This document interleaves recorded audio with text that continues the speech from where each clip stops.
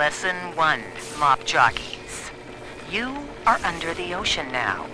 If you feel the soft patter of rain on your hat, you're already fired. Lesson 2. You can jumpstart a dead generator with a direct spark, but clear the guests out of the pool first. Scares these rich pricks to watch a working stiff hurling thunderbolts. You follow me?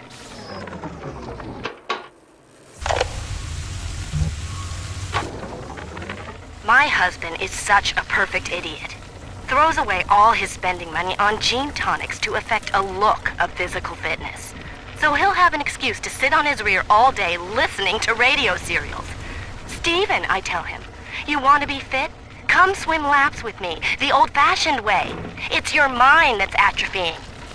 Maybe I'll start sneaking some brain boost into his daily regimen.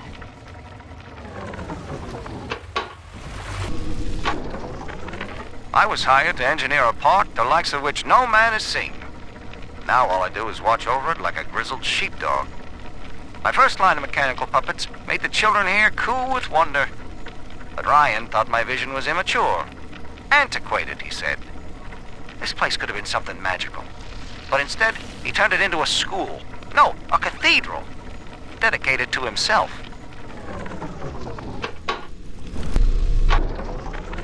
Used to be, there was no margin in running the gift shop. I couldn't hardly sell off this tourist crap for a penny more than the cost of manufacture. Then I met a straight shooter named Sinclair, and he laid a sweet deal on me. Says he's got some hard luck folks down at Pauper's Drop can whip up this junk at half the cost I used to pay. Yeah, I had to pick a needle or two out of the shipments, but all in all, nobody's the wiser, and I'm all the richer.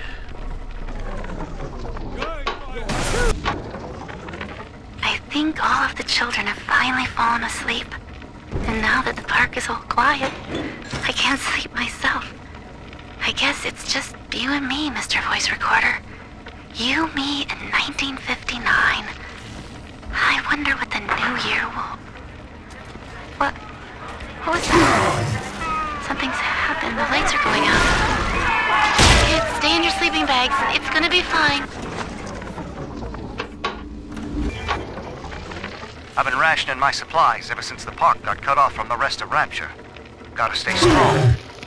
I'm holed up in this workshop, surrounded by those wailing brats, trying to beat their way in. They want my food, my guns. They want it all. But I got a plan. I'm gonna fix up the transport sub that's been rusting in the maintenance bay. Then I'm gonna get the hell out of this hole. These animals want Rapture? They can have it.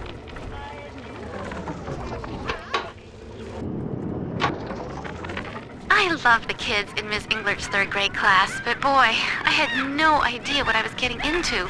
Volunteering to chaperone this New Year's sleepover party at Ryan Amusements. Donnie, get down off that exhibit, and I told you, spit out that gum! You'll choke! The kids' parents deserve a night off to enjoy New Year's, but I'm at my wit's end. Donnie, I told you!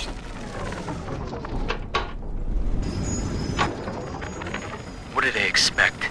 You keep enough drug stash in this clinic to splice up a rhinoceros. Of course every poor soul in the drop's gonna start beating down your door. It's my job to think up a new key code to keep them out. Seems like every other day now. Nuts.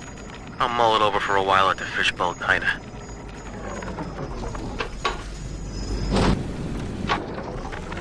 Another day, no clients. Atlas and Ryan start going at it hot and heavy, and all my business dries up. Used to be easy. Put the eye on some spliced-up dame's wandering husband and rake in the dough. Now it's got so bad I had to put my camera and hawk at King Pawn.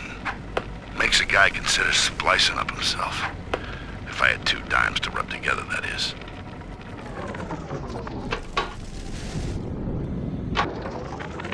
The blue morpho bounces off the glass as I watch. I fold these paper effigies as secret badges for the faithful. The morpho caterpillar doesn't spin a cocoon. It just grows armor on the inside before the change. It is us. To wear a butterfly is to support Dr. Lamb and the family. Before long, Rapture will split wide and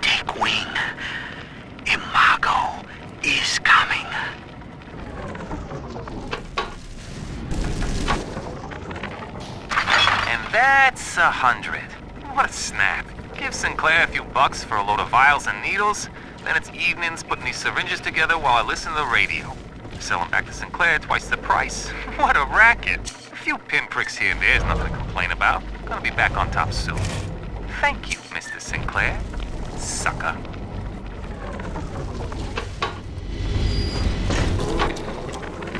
This place is the absolute definition of despair. Here we are, locked away from the outside world, suspended over a pit with no hope of release. And what's our charge? Ryan has no room for differences of opinion in his precious Rapture.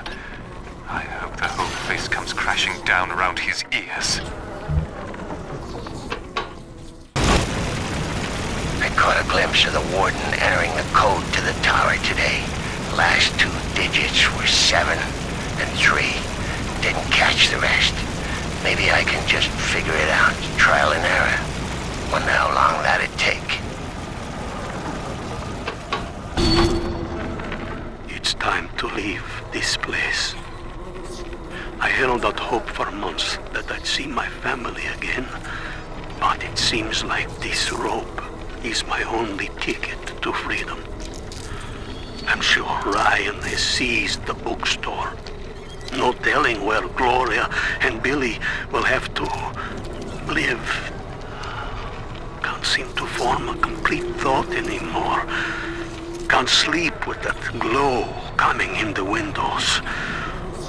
Things out there watching us. Maybe I'll get to sleep now.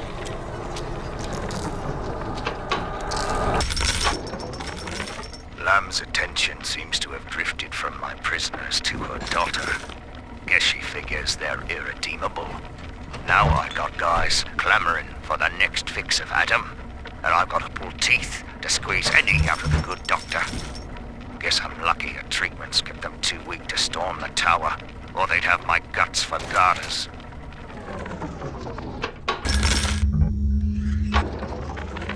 With this damn faulty memory of mine, I need to record a clue so I don't forget the key code.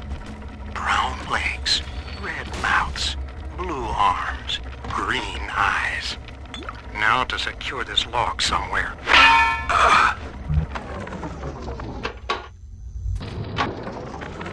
Delta was in top form today. The guards tried to make him take another dose of whatever the hell it is they're pumping into him, and he managed to take on all 4 of them at once. Snapping legs and arms, blood everywhere. They say one of the guys might not even wake up. I wish I could be that free. Now, one of the girls managed to dart past the nurse today and throw herself over the railing in the lobby. Not certain if she was trying to end her own life or merely escape. But either way, her legs had healed by the time I managed to get down to the first floor where she lay. Now, without proper setting, the rapid healing process had fused her bones back together at odd angles. We had to re-break and set them almost a dozen times, each due to the small window of viability. Now, those children may be immortal, but I can verify they feel pain. Advising Dr. Lewis higher doses of sedatives to keep this from happening again.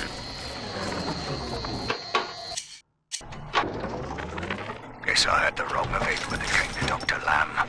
She explained how my cravings for control were rotting me out from the inside. We found all these incidents in my log where I made it easy for a convict to get the jump on me, just so I could bloody punish him.